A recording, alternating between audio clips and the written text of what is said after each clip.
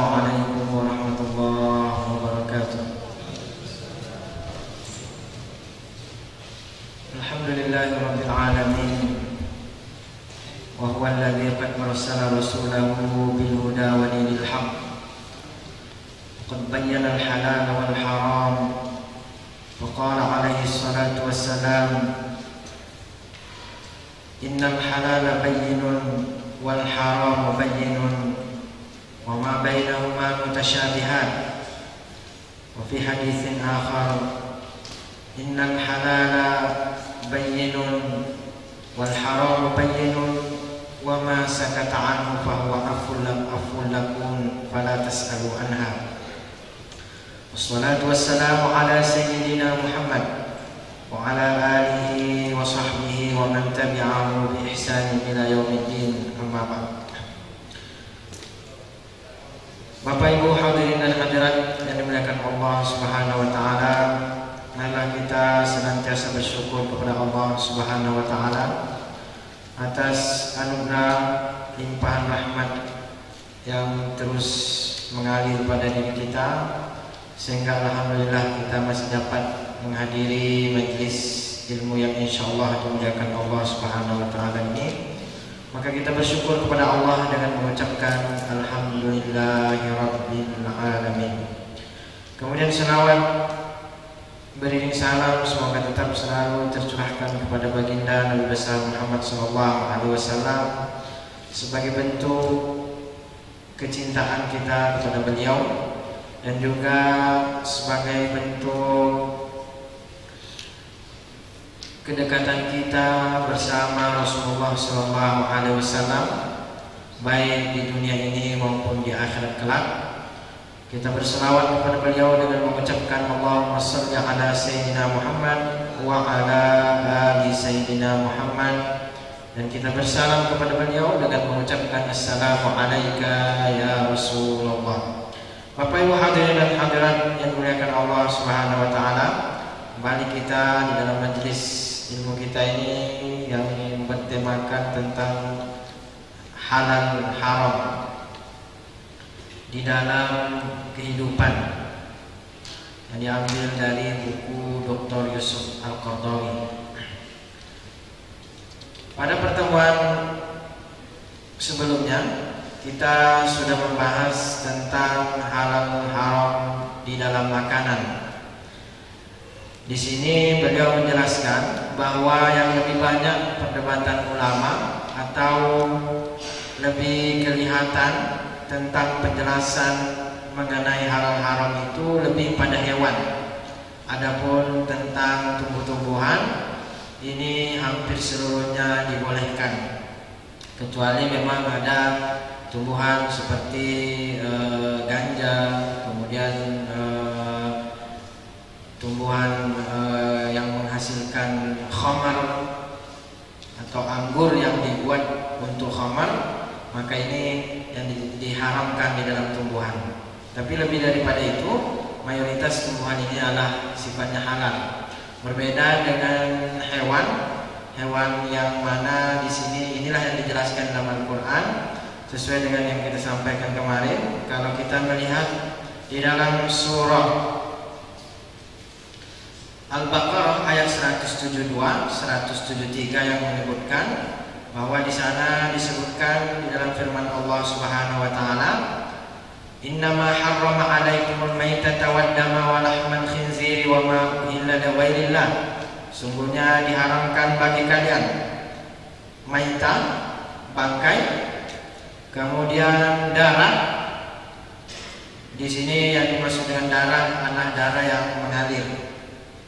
Karena nanti darah yang membeku atau hati itu termasuk di antara yang dikecualikan. Wadam walahmul khinzir daging babi, wa ma uhilla li ghairillah, dan juga apa-apa yang disembah selain untuk Allah.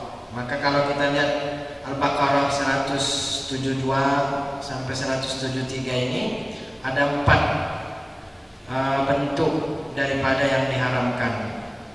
Kemudian di dalam surah Al-An'am ayat 145 disebutkan hal yang sama.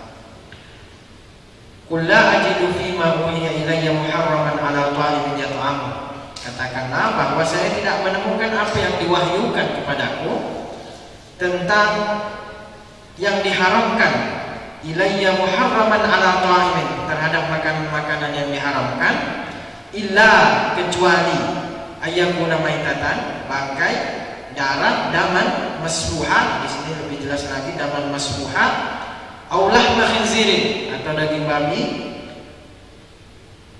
fa innahu rijsun au fisqan.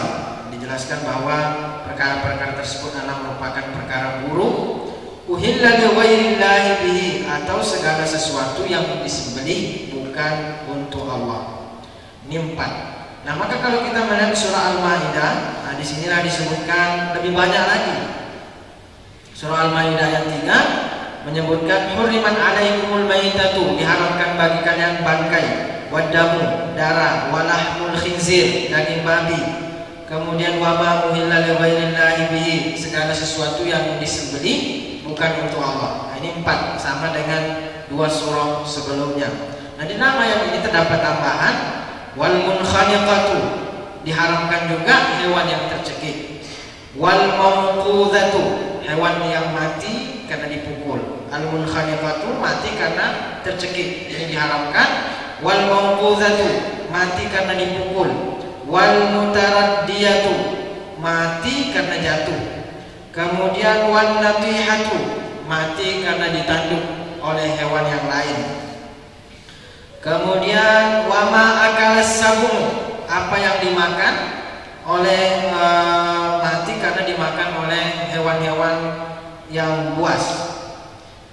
Illa ma zakaitum, kecuali kalau hewan-hewan tadi ini misalnya jatuh kemudian masih ada sisa nyawanya, sempat disembelih, nah ini termasuk yang dizakaitum, yang kalian sempat sembelih sebelum dia mati. Termasuk tercekik oleh hewan yang lain sebelum dia mati masih sempat disembelih, maka ini termasuk yang zakaitum, maka dia termasuk yang halal karena masih sempat disembelih sebelum dia mati. Wa ma dzubiha 'ala nusubi, ini yang ke-10. Jadi dalam ayat Al-Maidah, surah Al-Maidah ayat 3 ini ada 10 yang diharamkan disebutkan, berbeda dengan 2 ayat sebelumnya.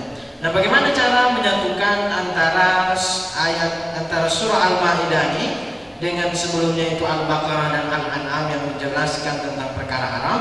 Kata beliau bahwa mulai dari al-munkhaniqatu, mati tercekik, wal mawqudatu, mati dipukul, al-mutaraddiyatu, mati terjatuh, an-natihatu, mati karena tertanduk, wa ma akalas sabu, mereka yang dimakan oleh hewan binatang buas yang lain.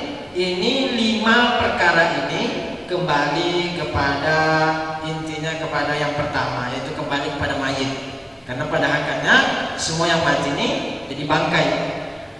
Kemudian yang wama dzubiha 'ala nusubi, yang disembelih untuk berhala. Ini kan yang ke-10. Kalau yang pertama adalah bangkai, yang kedua adalah darah, yang ketiga adalah daging babi, kemudian yang keempat segala sesuatu yang disembelih bukan untuk Allah. Nah, ini yang terdapat di dalam surah Al-Baqarah dan surah Al-Maidah. Sementara dalam surah Al-Baqarah dan surah Al-An'am, sementara dalam surah Al-Maidah ada tambahan. Yang pertama al-munkhaniqatu, ini yang kelima yang terlarang.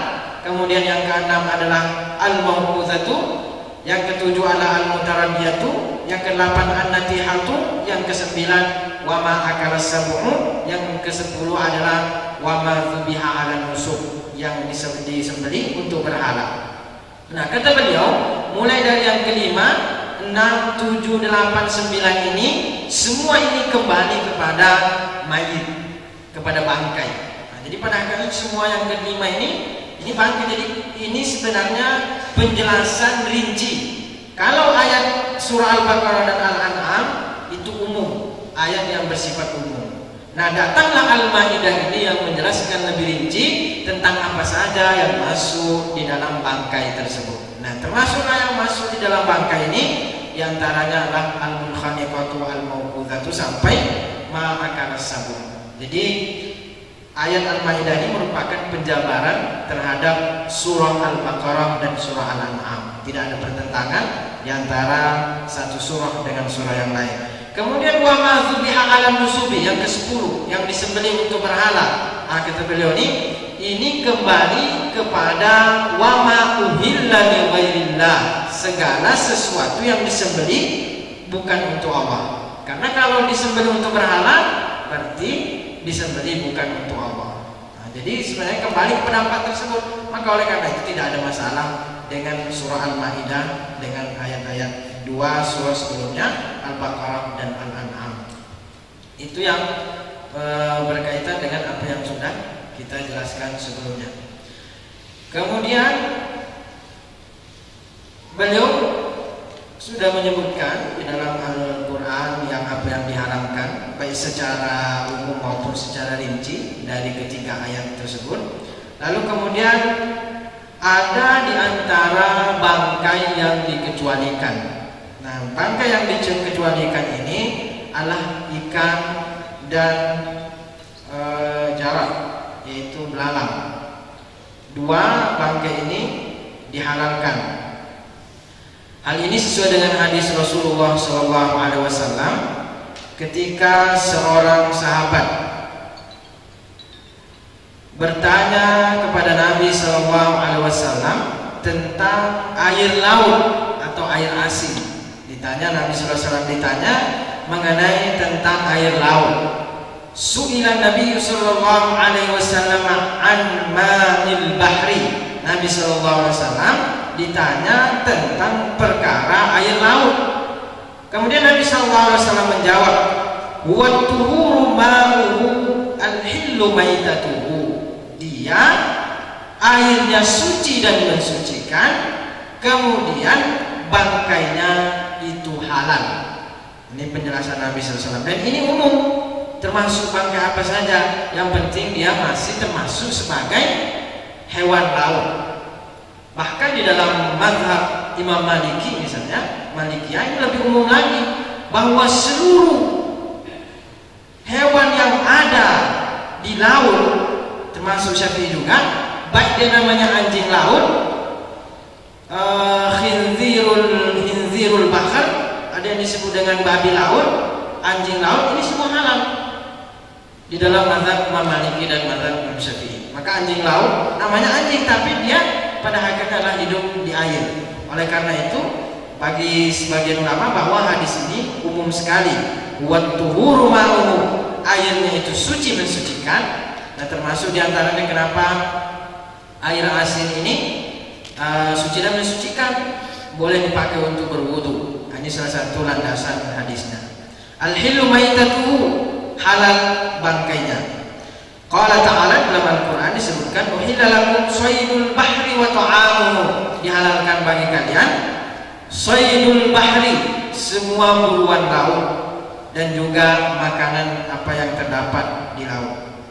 Ini sesuai dengan Al-Quran surah Al-Maidah ayat 96.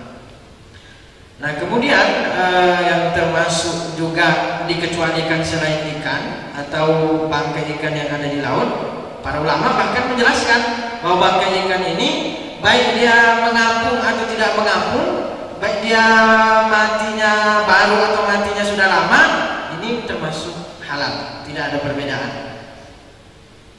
Kecuali kalau sudah busuk ikannya, barangkali kita pun jijik, apalagi sudah berulat, ini sudah tidak boleh lagi. Perkaranya adalah mendatangkan mudarat, mendatangkan bahaya bagi tubuh kita.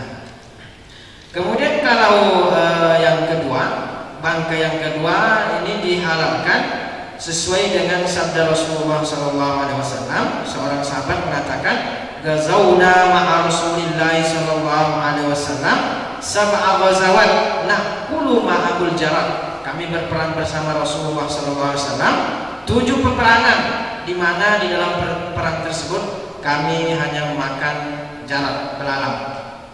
Nah, ini sebab dua bangkai yang dikecualikan dari diharamkannya bangkai. Kalau ayat tersebut kan, maka oleh karena itu ayat ini bersifat tidak mutlak, atau ayat ini bersifat tidak umum, tapi sudah ditakhsis, sudah dikhususkan oleh hadis. Nah, ini sesuai dengan ilmu usul fikih, bahwa hadis boleh mentaksis keumuman Al-Quran. Artinya umumnya Al-Quran ini sudah dikhususkan oleh hadis-hadis Rasulullah SAW. Artinya bahwa ayat ini tidak lagi umum, sehingga ketika ditemukan lagi hadis-hadis yang lain mengkhususkan ayat Al-Quran ini masih bisa diterima lagi. Bahkan taksis ini menurut ulama tidak hanya bisa hadis Al-Quran mentaksis Al-Quran, hadis mentaksis Al-Quran, tapi juga akal, kata ulama, akal manusia, akal mujtahid bisa mengkhususkan keumuman daripada Al-Quran. Maka nanti ketika ada sesuatu yang memberikan mudarat, ini bisa sesuai dengan realita kehidupan. Maka oleh karena itu tafsir-tafsir Al-Quran bisa saja berkembang sesuai dengan perkembangan teknologi, tidak bertentangan. Namun kalaupun bertentangan, tetaplah sebagian perkataan ulama mengatakan bahwa ketika antara nas bertentangan dengan akal, maka akal yang berlaku dan nas ditakwilkan. Nas itu ditakwilkan maksudnya diberikan tafsirannya. Artinya akal mujtahid yang memberikan tafsiran daripada nas-nas. Tapi itu tetap saja menjadi konteks perdebatan di dalam problematika ilmu usul fikih. Kemudian yang selanjutnya, kalau seandainya bangkai ini tidak boleh untuk dimakan, haram untuk dikonsumsi, lalu kemudian beliau ingin menjelaskan bahwa adapun kulitnya, kemudian bulunya, kemudian tulangnya ini tetap halal. Jadi bangkai ini memang tidak boleh untuk dimakan, tapi berkaitan dengan kulit, berkaitan dengan bulunya, berkaitan dengan tulangnya tetap halal. Ini sebagaimana hadis Rasulullah SAW di mana seorang sahabat bersedekah seekor kambing kepada seorang sahabat yang lain, kepada Maimunah Ummul Mukminin. Kemudian kambing tersebut mati. Lalu kemudian Nabi SAW melihat kambing tersebut. Lalu kemudian Nabi mengatakan, halla akhaftum ihabaha, tidakkah kalian mengambil kulitnya? Ini ihab kulitnya. Fadabaqtumuhu fantafa'tum bihi. Kenapa kalian, kata Nabi, tidak mengambil kulitnya lalu kemudian disamak, kemudian kalian manfaatkan? Jadi dia dipahami dari hadis ini, kata perkataan ulama, bahwa walaupun bangkai itu haram untuk dimakan, tapi untuk dimanfaatkan kulitnya, dimanfaatkan bulunya, dimanfaatkan tulangnya, itu tetap tidak halal. Apalagi setelah, dan jalan untuk menghalalkan adalah dengan disamak kalau kulit daripada bangkai. Faqalu innaha maitah, ketika Nabi mengatakan, kenapa kalian tidak ambil kulitnya kemudian kalian samak lalu kemudian kalian manfaatkan? Para sahabat menjawab, itu anak bangkai wahai Rasul. Apa kata beliau? Innama hurrima akluha. Sungguhnya bangkai itu memang betul tapi haram untuk dimakan. Ini menunjukkan bahwa yang lain untuk kulit dan lain sebagainya dimanfaatkan tidak haram. Kemudian dalam hadis lain disebutkan, idza dubighal ihabu faqad tuhira, kalau kulit tersebut sudah disamak maka dia menjadi tahur, menjadi suci, menjadi halal untuk kita manfaatkan. Dan beliau di sini Dr. Yusuf Al-Qardawi menyebutkan, wa huwa 'amun yashmalu kulla jildin walau kana jildi kalbin aw khinzirin. Yang dimaksud dengan kulit di sini, kata beliau, umum, termasuk diantaranya meskipun itu kulit anjing atau kulit babi. Wa bidzalika qala ahlul zahir, pendapat inilah yang diambil oleh ahlul zahir. Wa hukiya an Abi Yusuf sahib Abu Hanifah, dan pendapat ini pula yang dipakai oleh Imam Abu Yusuf, salah seorang daripada murid Imam Abu Hanifah. Imam Abu Hanifah ini adalah salah satu mazhab besar, punya murid yang namanya Imam Abu Yusuf, itu salah satu murid besarnya. Kemudian juga ada namanya Imam Hasan Asy-Syaibani, Dan dua murid inilah kemudian salah satu di antara murid yang sangat berpengaruh di dalam mazhab Imam Abu Hanifah ini adalah Imam Hasan Asy-Syaibani.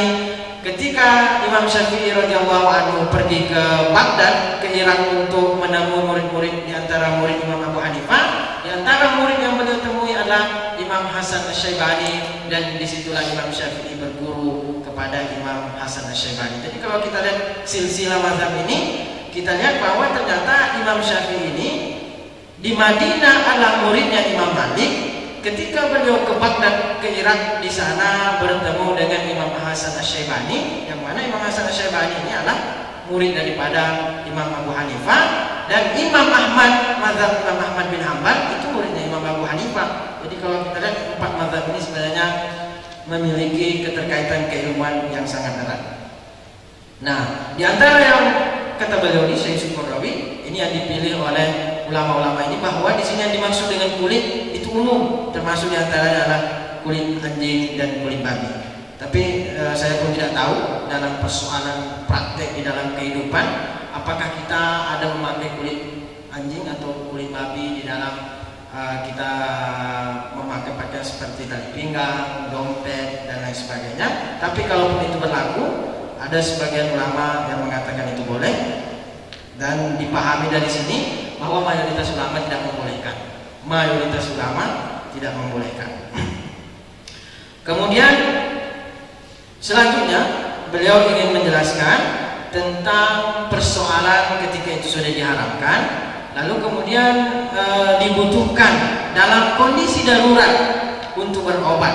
Ini yang dijelaskan oleh beliau, dan di sini beliau menukilkan dua pendapat, bahwa ada sebagian ulama yang menyebutkan bahwa di dalam berobat ini tidak sama dengan mengkonsumsi makanan. Kemarin kita sudah sebutkan bahwa perkara-perkara yang haram apabila dalam kondisi darurat, yang mana dengan syarat itulah dia mempertahankan nyawanya, mempertahankan kehidupannya, maka di saat itu boleh dia mengkonsumsi sedikit untuk biar nyawanya bertahan. Bahkan kata ulama harus, karena kalau dia tidak mengkonsumsi maka dia sama dengan membunuh dirinya sendiri, maka harus dia mengkonsumsi perkara haram tersebut. Tapi sebagian ulama mengatakan dalam masalah berobat tidak sama dengan mengkonsumsi, maka kalaupun hanya itu satu-satunya obat yang mesti dia konsumsi, yang bisa menyembuhkan, misalnya dalam prediksi seorang dokter, seorang ahli, bahwa hanya obat itu dan obat itu haram, tidak ada lagi obat lain, sebagian ulama menyebutkan bahwa tetap dia tidak boleh memakai obat tersebut, obat yang haram ini.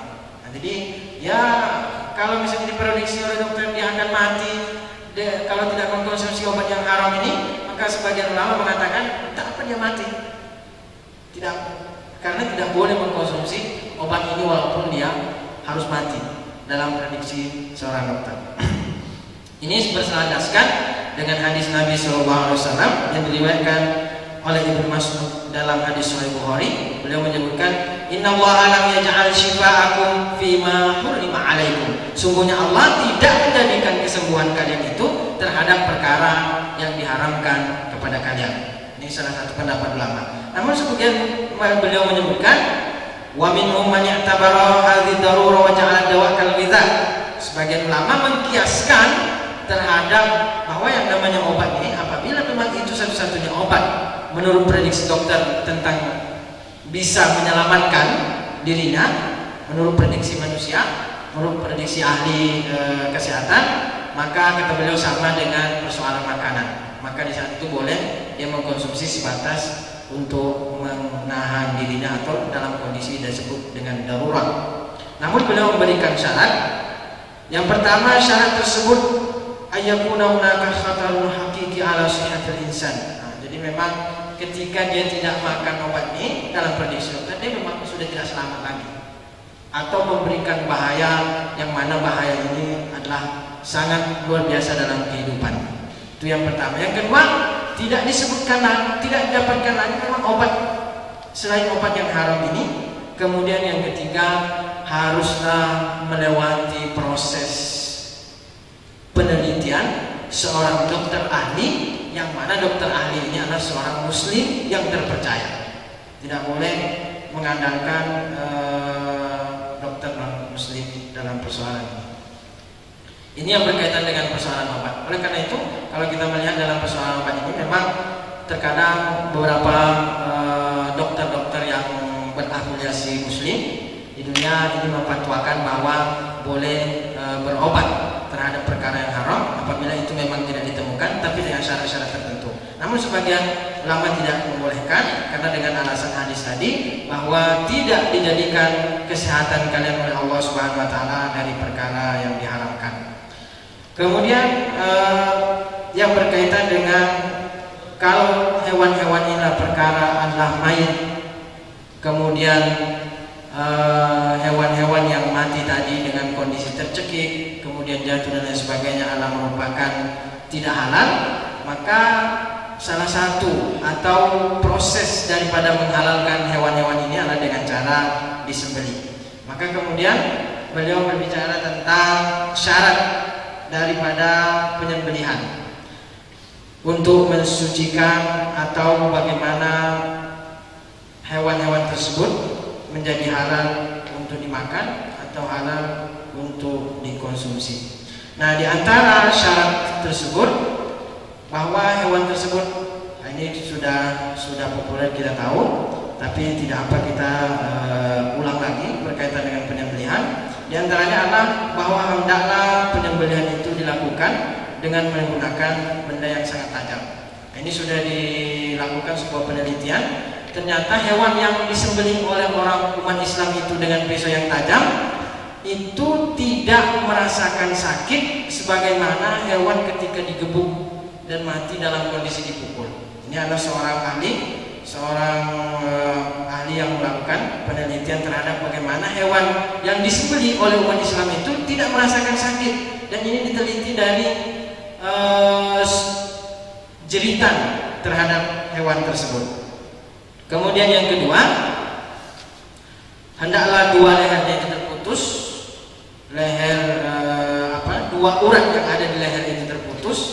Kemudian yang ketiga, Allah yadhkur alaihi ismu ghairullah. Nah, dengan syarat bahwa tidak disebutkan nama selain nama Allah. Di dalam penyembelihan ini, apabila kita mendengarkan, misalnya walaupun dia seorang muslim menyembelih, tapi dia menyembelih dengan menyebut bukan nama Allah Subhanahu wa taala, maka di sini tidak boleh kita makan. Kemudian yang keempat, di sinilah letak perbedaan ulama, ayat Qur'an ala dzabihah, menyebut nama Allah Subhanahu wa taala terhadap sembelihan. Mestikah di dalam sembelihan ini dia menyebut bismillah? Kalau seandainya dia seorang umat Islam muslim kemudian menyembelih kambing atau menyembelih sapi, menyembelih ayam tapi tidak mengucapkan bismillah, apakah dia halal untuk dimakan? Di sinilah letak perbedaan ulama. Sebagian ulama mengatakan bahwa kalau sembelihan tersebut menyebut nama Allah Subhanahu wa taala dan yang menyembelih itu adalah umat Islam, maka itu sepakat bahwa itu adalah halal. Yang diperdebatkan adalah ketika tidak disebutkan nama Allah Subhanahu wa taala. Nah, sebagian ulama mengatakan bahwa halal untuk dimakan walaupun tidak disebut nama Allah Subhanahu wa taala, dan yang menyembelih itu adalah umat Islam.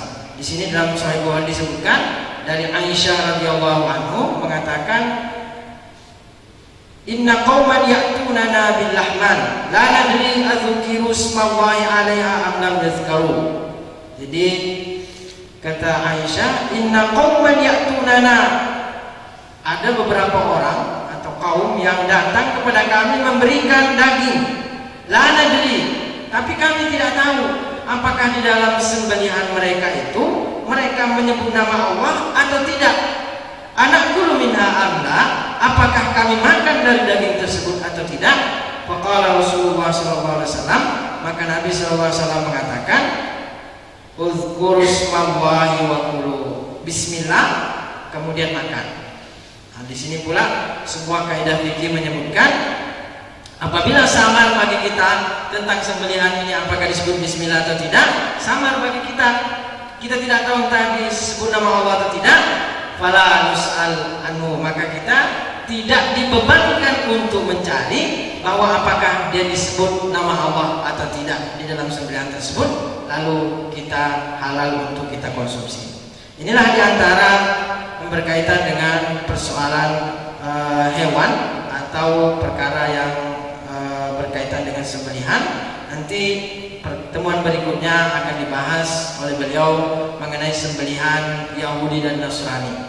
Karena di dalam Al-Quran disebutkan al-yawma uhilla lakumut thayyibat wa ta'amul ladzina utul kitaba min qablikum, dan di dalam Al-Quran disebutkan bahwa dihalalkan bagi kita sembelihan Yahudi dan Nasrani. Nah, bagaimana hakikatnya di dalam kehidupan kita ini sembelihan mereka, apakah mutlak secara halal untuk dikonsumsi atau ada syarat-syarat tertentu yang disebutkan oleh para ulama. Semua yang berkaitan dengan perkara haram yang ada dalam Al-Quran yang sudah dijelaskan, mulai dari darah, kemudian babi, kemudian bangkai, kemudian sesuatu yang disembelih oleh Allah Subhanahu wa taala, ini kata ulama sifatnya adalah bersifat ta'abbudi, tauqifi. Yang disebut dengan ta'abbudi itu adalah bahwa kita menerima perintah dan larangan ini, itu kita tidak bertanya tentang kenapa, ada nggak hikmah di balik itu. Jadi sama dengan kita diperintah untuk berwudu, diperintah untuk sholat, bahwa kita melaksanakannya adalah karena kita niat ibadah kepada Allah Subhanahu wa taala, tidak karena sesuatu. Namun demikian, misalnya keharaman babi ini ditemukan oleh para ulama hikmah. Tapi dalam persoalan seperti ini ada hikmah yang kita temukan, ada sebab yang kita temukan kenapa diharamkan atau tidak. Tetap kita menjalankan perkara yang diperintahkan atau dilarang oleh Allah Subhanahu wa taala. Karena ini perintah bersifat ta'abbudi, bersifat kita memang betul-betul menghamba kepada Allah Subhanahu wa taala. Tapi sebagian ulama mencari hikmah kenapa misalnya daging babi diharamkan. Nah, di antaranya ternyata ulama menyebutkan atau peneliti saat sekarang ini menemukan bahwa ternyata di antara bahaya babi ini kenapa diharamkan adalah karena di dalam babi itu terdapat cacing pita, yang mana cacing ini sangat berbahaya bagi manusia. Bahkan disebutkan oleh seorang profesor peneliti mengatakan bahwa cacing pita ini dapat menyebabkan kepada kanker anus. Nah, kalau dilihat ternyata perkembangan penyakit kanker anus ini banyak berkembang dan besar penderitanya adalah di negara-negara yang mana mereka banyak mengkonsumsi daging babi. Dibanding dengan negara-negara muslim yang diharamkan daging babi, ini kecil sekali persentase daripada yang mengidap penyakit ini. Nah, ini salah satu kata peneliti yang menyebutkan bahwa sebab daripada kanker anus ini disebabkan oleh daging babi. Kemudian juga babi ini menurut hikmah yang bisa diambil atau ditarik oleh beberapa ahli menyebutkan bahwa ternyata babi ini sering bocor kantong urainya, sehingga ketika orang makan daging babi, konsumen daging babi ini sering merasakan bahwa daging babi itu baunya pesing, karena memang air seninya itu mengalir di dalam dagingnya karena sering bocor. Tapi entahlah, karena kita juga tidak pernah merasakan atau mencium bagaimana daging babi tersebut, apakah dia mau pesing atau tidak.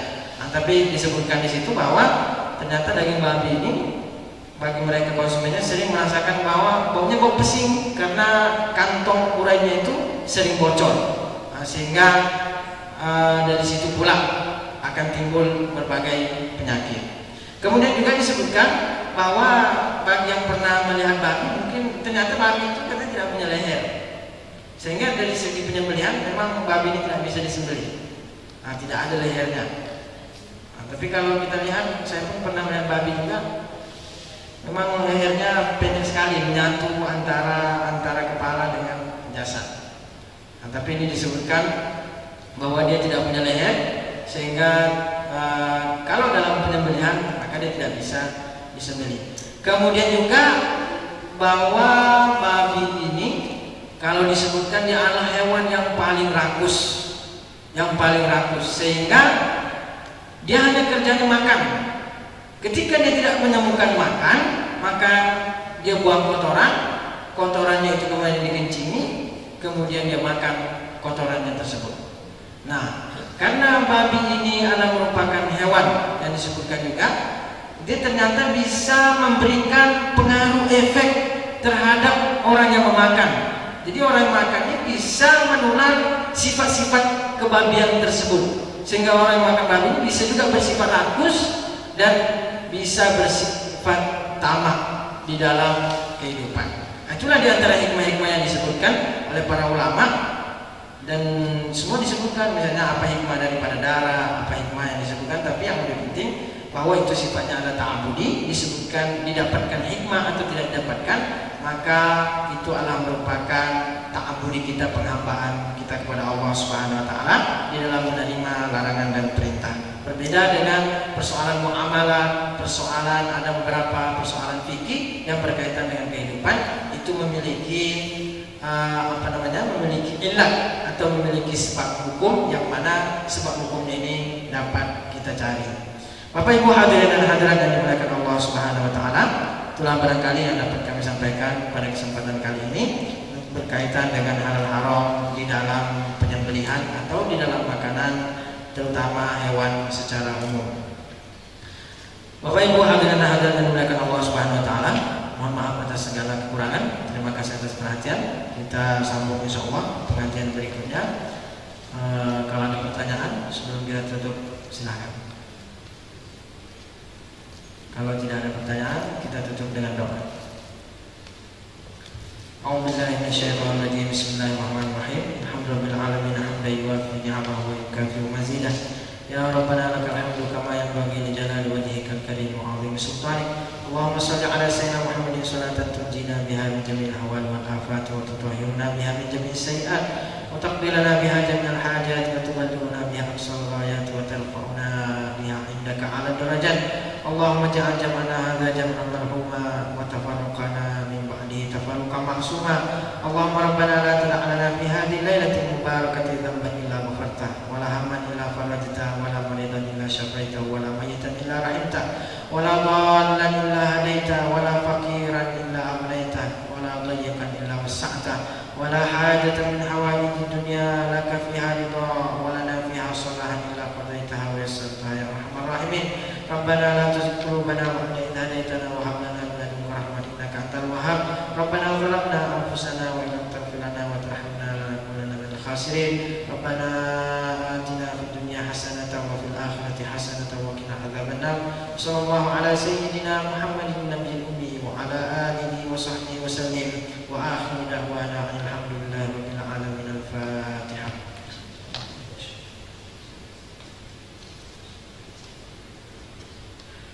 Subhanaka Allahumma bihamdika nasyhadu an la ilaha illa anta nastaghfiruka wa natubu ilaik. Assalamualaikum warahmatullahi wabarakatuh.